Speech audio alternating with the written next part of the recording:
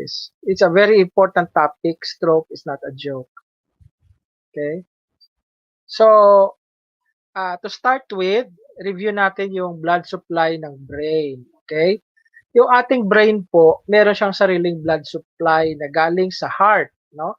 Alam natin na yung ating heart ang siyang nagsusupply ng dugo sa ating katawan and also sa brain.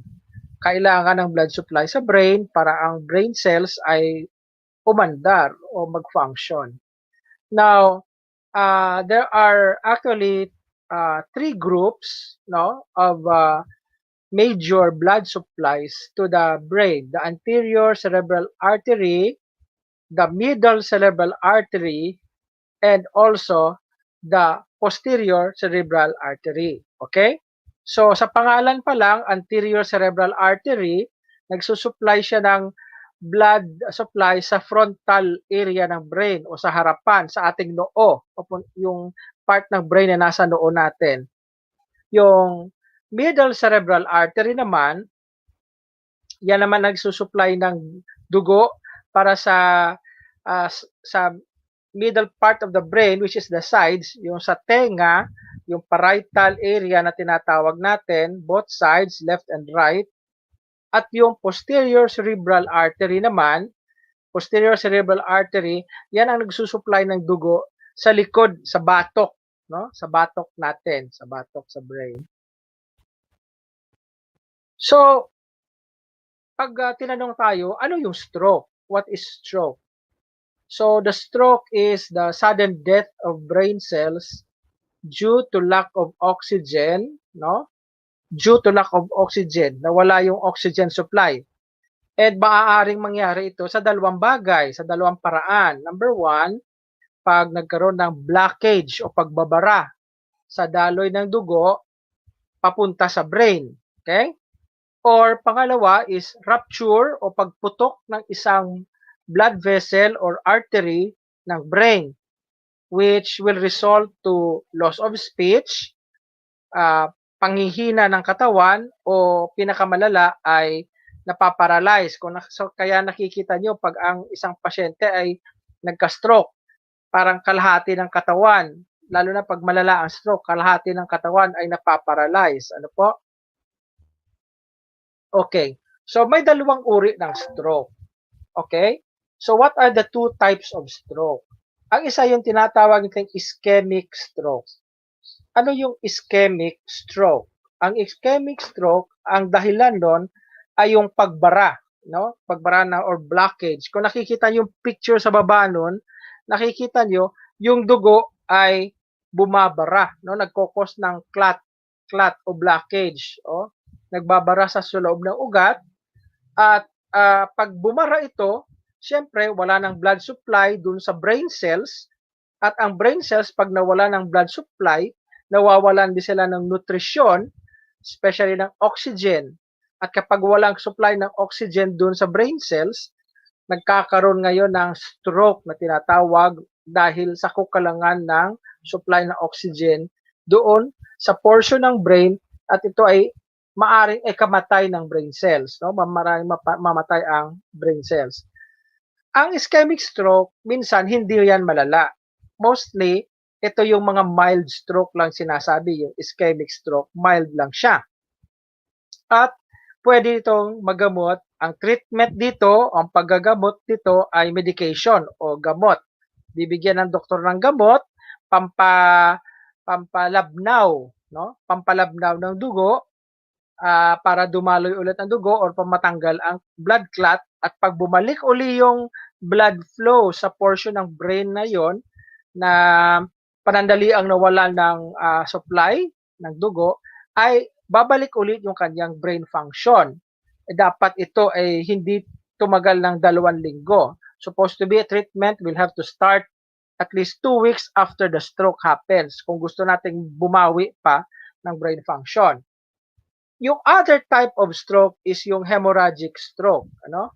Hemorrhagic stroke, ang cause nito, dahilan nito ay pagputok. Kung nakikita nyo dyan sa picture din sa baba, yung pagputok ng ating blood vessel o pagputok ng artery.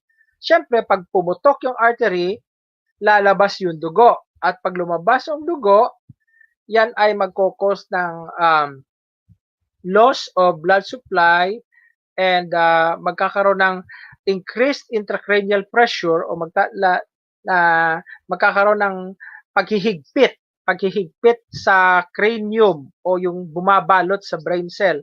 So maiipit yung brain, mamamatay ang brain. Itong hemorrhagic stroke ay ito ang mas delikado. Kung i-compare natin sa ischemic stroke, mas delikado ang hemorrhagic stroke. Ito yung kadalasan na marami ang namamatay. So, ang simptomas nito ay very severe. Okay? So, nagkakaroon ng loss of consciousness o pagkawala ng malay, total paralysis, at minsan nagiging gulay na, no? Na nawawala ng malay, gulay, at kadalasan ay it will lead to death o kamatayan. At ang treatment dito ay talagang operasyon. Operasyon, bubutasan ang skull, no? Tawag doon craniotomy. Bubutasan ang iyong skull at palalabasin yung blood clot para lumuwag ulit yung cranium o yung bumabalot sa brain at ang brain ay makakahinga ulit. At pag nakahinga ulit ang brain, babalik ang blood supply ng normal at mabubuhay ang tao. Pero as I said, ang chances nito ay masyadong mababa basta hemorrhagic stroke. Paano mo lalaman ang tao na nagkaroon ng stroke? O ano yung mga sintomas ng stroke? So meron tayong acronym at ang acronym doon ay FAST. F-A-S-T. So pag napapansin nyo, nagkakaroon na ng Bell's palsy o pagkakangiwi ng bibig, no? Parang yung isang portion ng kanyang mukha ay ngumiwi, no? Bumaba, ang isa tumaas, ganon. So, facial drooping or may facial deformity na tinatawag, no? Nade-deform ang mukha. Isang sintomas na maari ang pasyente ay nagkakaroon ng stroke. Panghihina ng kanyang kamay at katawan, paa. So, yun, hindi niya magalaw ang kanyang kamay, hindi niya mailakad ang kanyang paa, no? Mahina na siya. Ayun ay isang sign ng stroke. Speech difficulty, yung tinatawag din namin na slurring of speech. Yung nangangamol, hindi mo maintindihan ang kanyang sinasabi. Ano? Hindi niya matawid ang kanyang nasasabi, hindi na naintindihan ng mga tao sa kanyang paligid, maaaring nagkaroon ng stroke. Kaya ito, pag nakita mo ito na may face drooping, nanghina ang katawan, at nagkaroon ng pag hindi na tama ang pagsasalita, na hindi na clear ang speech, it's time to call emergency 911 o kung ano man ang 117 kung sa Pilipinas para ma-save ang tao. The most is the soonest na matatawag natin ng emergency at madadala ang pasyente sa hospital, that's the best thing to do. Okay? Now, ano ang mga factors? Ano ang mga dahilan?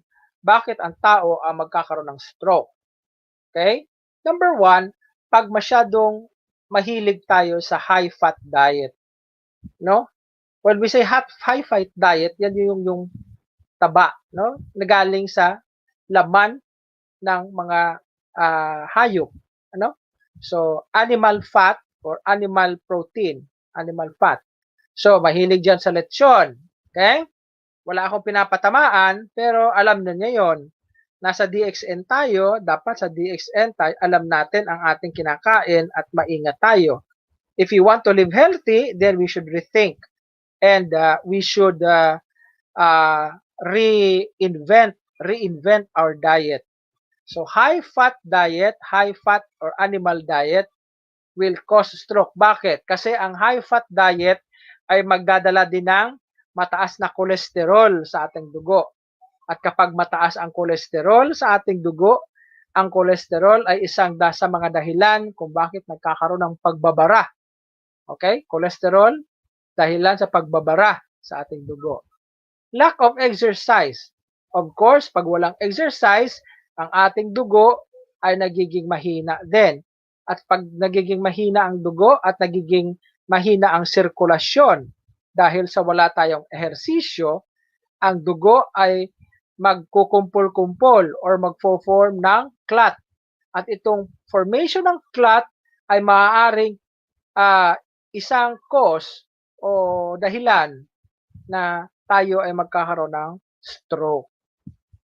High salt diet, mahilig sa asin, mahilig sa maaasin na pagkain.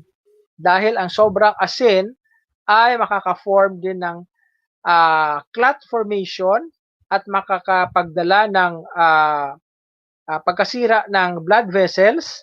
At pag nasira ang ating blood vessels, lalo na yung blood vessels ay ninipis, magiging manipis.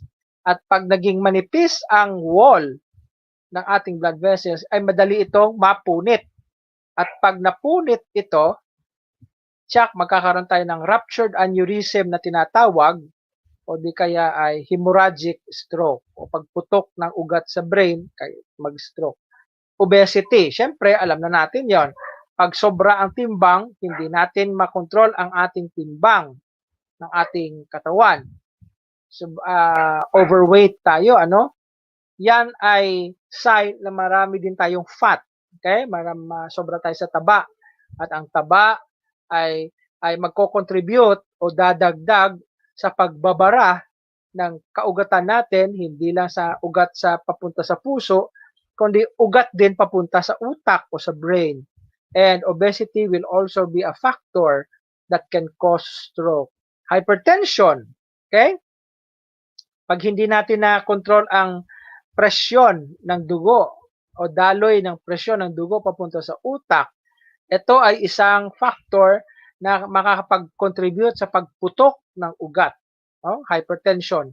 Maraming stroke victim ay dahil sa mataas ang presyon ng dugo, pumuputok ang ugat sa utak dahil hindi kaya ng pressure ng ugat sa utak at yan nagkaka-stroke sila.